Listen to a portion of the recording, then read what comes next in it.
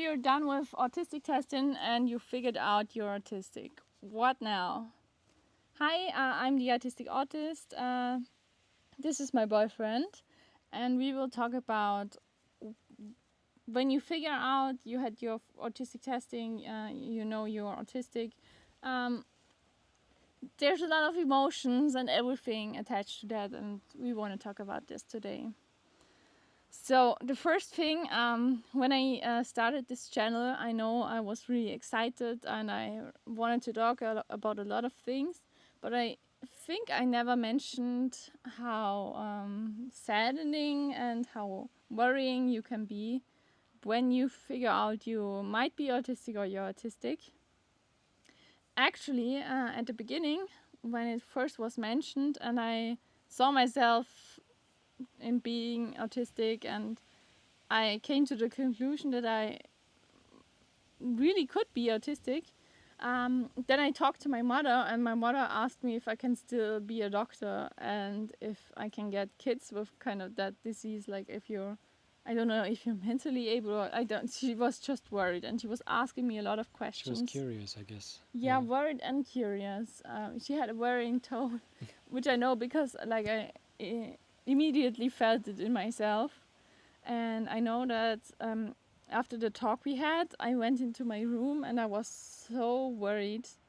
And I really thought my dream is becoming a doctor, and I really want to have kids.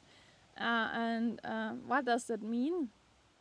I actually ended up going to the hospital because I didn't know what to do with myself. But everyone was proud at that time because I helped myself. I did everything on my own.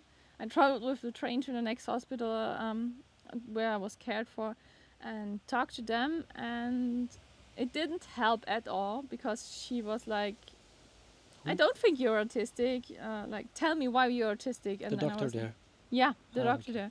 And then I said, for example, I need things to be this way. And she was like, yeah, normal people want that too. Like, that's not the reason you're autistic. You can't be autistic. And I felt like I was arguing why I am autistic. But it kind of helped because then I knew that it's kind of the case, and that I kind of, I felt like it was the right thing, and I felt like I should fight for it, and it changed a lot. But what I wanted to say basically is that it's okay to be worried, and it's okay to have a lot of bad feelings coming with it. And I even though I'm really happy now, had a hard period at the beginning. Yeah, do you want to add something? I wasn't there when you got diagnosed. Yeah, that's true. You only met me afterwards, and you don't know anyone. So this is my boyfriend who doesn't help me at this part. I mean, in our friend group, we have some people who might be or who are, but don't talk a lot about it.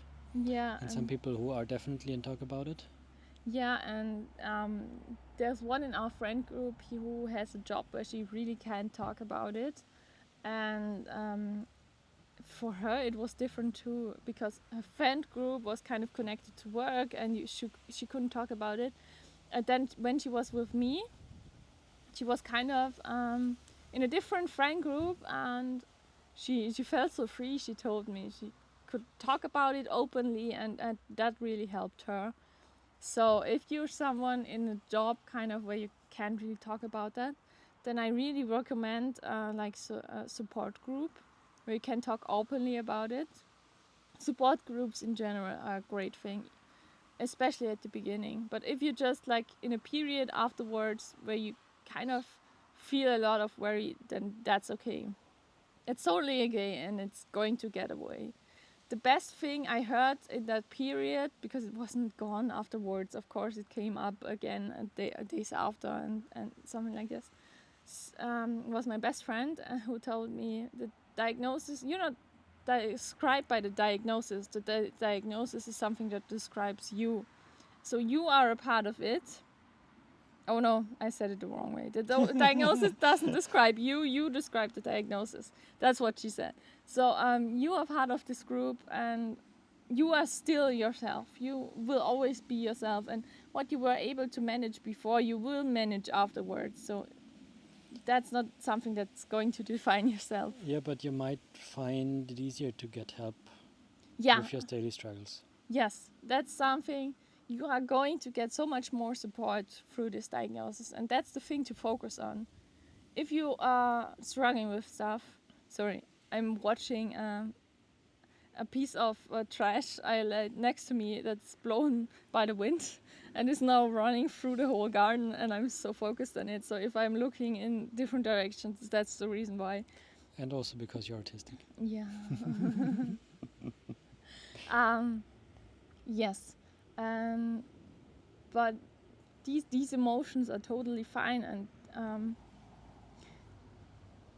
I know when you get it, it's totally fine to just like focus on these emotions for a bit. Like, I'm not telling you swoosh them away, you don't need them. It's okay, and it's logic to focus on bad things because you want to keep yourself safe. I just want to talk about how there's a moment after all of these worries, and a moment where you learned a lot about yourself and feel better with yourself. You feel more confident because you know your weak spots, but you know your strengths. Your strengths will come out, even though it doesn't look like that at the moment. You know what I mean? I'm not sure. Okay, so that's great because he is kind of someone who can tell me when I'm too focused on some parts of this video without knowing. I'm also slightly distracted because I'm getting bitten by an ant. Why don't you like put it away? Because I only have one hand free. Oh, sorry. Thank you. Okie dokie. No more ants. Okay, good. When you learn about what it means to be autistic and what weaknesses you have in general and what strengths you have in general, you kind of figure out the things you can do better because you're autistic. And through that, you can manage to like use those strengths to build something great. It's funny because I'm in some online communities where people really struggle with the autism as a superpower definition. And they really don't want to feel like, I'm paraphrasing, I'm not Yes, yeah. part of the community, but they don't want it to be like Anything a thing to that, do with. yeah, they are supposed to be super now because they have this diagnosis, and it kind of diminishes the struggles.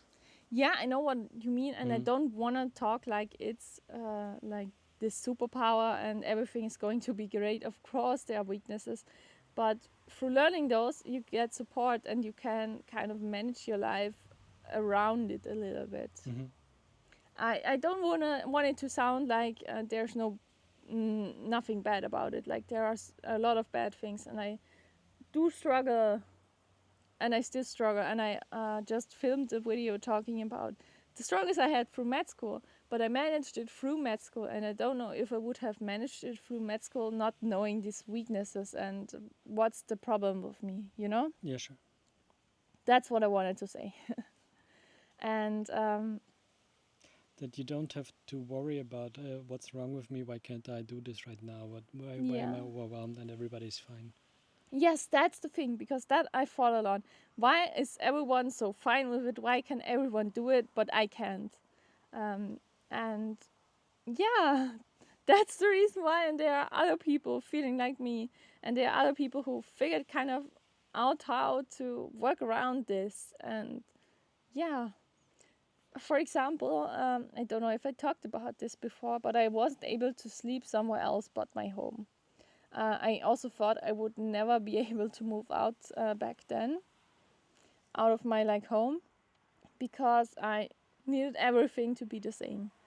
And the first time I moved out was horrible. I know. I got help from another autistic friend, and she was there for me, and she was like, I know, and you will get used to it. And what I did was I slept at my parents for the first few days, and I kind of was living there, but then at night I slept at home, and that helped me. And then there was this first night when I really slept there, and it was kind of like a sleepover, but also like it was so special, and it was such a great day, and I was able to manage it through my ways. It wasn't normal like normal people do it, but I was kind to myself and was like, I know this is a struggle I have, so let's do it like this. And Giving yourself the time. yeah, give yourself the time. And also I love puzzling, so what I did was I did a huge puzzle over there. So I came there in the morning, I started puzzling, I watched my favorite shows, and then when I was done, I went back to my parents, my old home basically.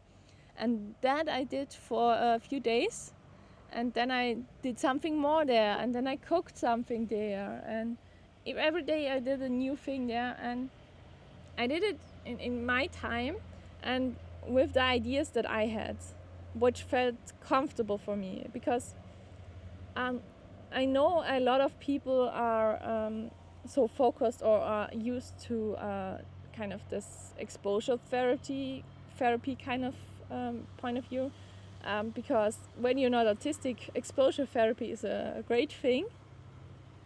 So you feel kind of pressured to do this, and one thing that always helps me is that I can go back. So if that wouldn't have worked, okay, then I'm living back home. So that was the first thing, and then I just looked at what things do feel fine for me, what's something I'm really comfortable with, not something that's new and not something that feels strange. Focus on what I'm really, really comfortable with and do that. And kind of mix it in with the thing you have to get used to. Because getting used to is something that is different for us autistic people. And I told this to my boyfriend when I was already moved out, but we moved together. I told him, I don't know if we will go there and I will sleep there and we will be there for the next, like, forever, kind of.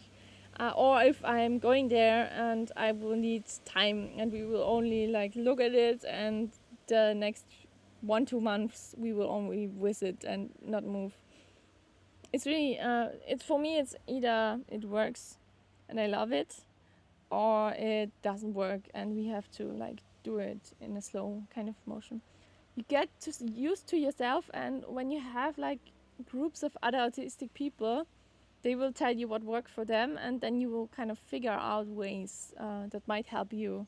And not all of them will work for you, Yes. but some might. Yes, and they do a lot more than you think. Yeah, that's the really important part. And allow yourself to grieve the kind of feeling of being a normal human being. And Your old self-image in a way. yeah, right? allow yourself bad emotions, allow all of this, but allow yourself the good ones too. And we do have an image of ourselves, right? Yes. Inside. And if that is suddenly completely different, it is like something It is died totally and fair, is yeah. being reborn, and you don't know how it's gonna be. And it's totally fine to grieve something like this. People think you only grieve death, but you grieve a lot of things. And once you know that, you will notice the grief in more things.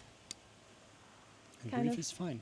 Yes, It's not a happy feeling, but it's it's necessary. It's a part of valid emotion. yeah. Yeah. It's a part of our life. Is there something else that you think a newly diagnosed person would want to know? I'm not sure if I'm the right person to Okay, ask. Or yeah. are you asking them? Yes. Of course, I'm asking you guys. Write it in the comments below. I will make a video about it, and I will answer you. And you can write me on Instagram, and I will help you. I'm a small YouTuber. I can't do that. Okay. Yeah. I think there is a lot of stuff you are not used to, and there is a lot of things you have questions about and you don't know, and where do I get therapy? But it's easier now because you need someone who does work with autistic people. So I changed therapist, and I do recommend changing that. That's a hard recommendation, I know, but at least add someone to your group who knows about being autistic, because they have so much more experience what about this whole disability and everything, and they can bring a lot to the table. I hope that's something you can say in English too. I think so, yeah. Okay. Do you mind holding the camera now? No, I don't. Thank you. He was my cameraman for this video. Human furniture. Yes. Yeah, I think I said everything I wanted to say. I'm trying to remember. I read someone in our friend group or extended friend group writing that after she got diagnosed, she noticed some patterns in other people, but she's, I don't know, like not feeling super happy about people like diagnosing other people, like, oh, you're definitely XYZ. You get the feelings, yeah, kind of. You look at someone and I said one time that it's like a ding, ding, ding, ding in your head when you look at them. There's kind of, in the group of autistic people, there's kind of the thing, you diagnose someone who isn't really alive, who is a character, and who, like a movie character. You diagnose those people, but you don't diagnose real people. And when you get the feeling about a real person, you can like mention it, but I wouldn't tell them like, boy, you're so autistic. I will talk to them if they have any struggles and if they ever looked into autism, kind of that way. But yeah, there's this discussion, and now I think there's a discussion about Tom Holland, the football player, and not everyone who's quirky. I got it. Not everyone who's quirky is autistic, and I don't know about him, and I wouldn't recommend diagnosing someone you know from like football games and quirky videos. But if it's in a fun kind of way, I don't know. It might be strange to him, but if he didn't notice, maybe it's just something we notice in the autistic group. Yeah, and what is this? Something different, but I forgot. Sorry. The wind is blowing hair into my face, and I constantly need to get them out of my face. Yes, give yourself some time. You just got your diagnosis. Oh yeah, I remember what I wanted to say. Oh. It's funny because small kids kind of do really well and are really fast sometimes in diagnosing that something is different in kids, like in someone in the classroom or whatever, in order to bully them. Yes. So True. either it immediately, someone immediately picks it up, or you kind of mask through it and then kind of find out when you're an adult. But yeah, I noticed when I was an adult that I kind of was bullied, but not like super bad. But I kind of like noticed some patterns where I was really sad and I felt really bad in my friend group, where I realized afterwards that was kind of mean. And now I went to get some food at her sister's place. So she has a restaurant now, and I'm fine with being there. So things change.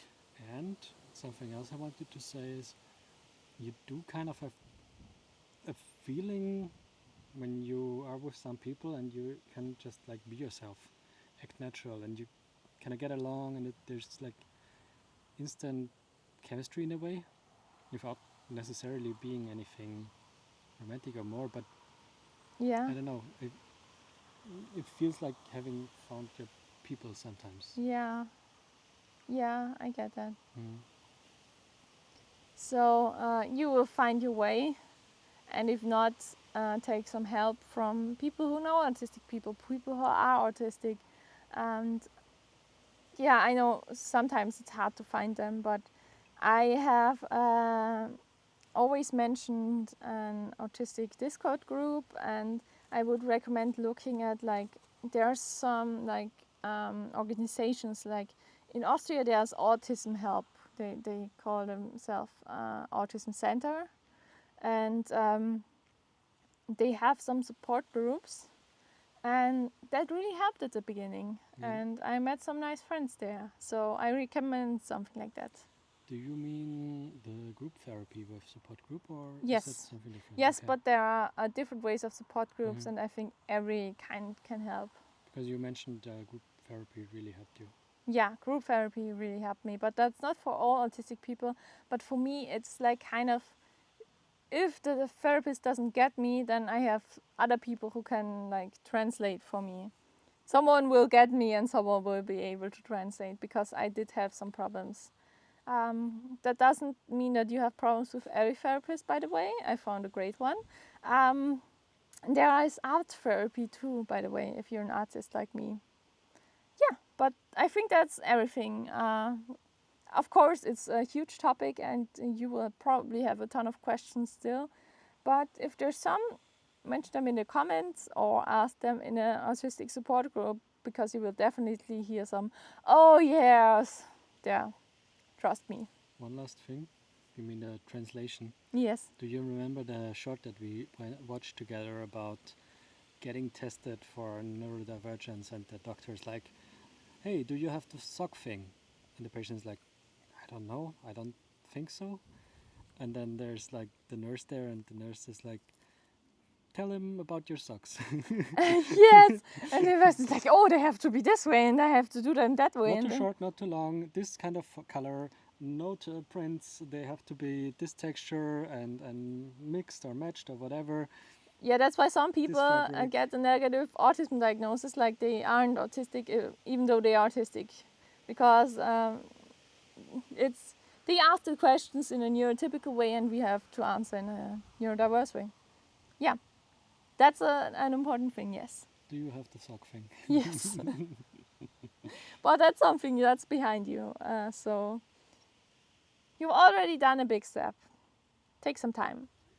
Bye.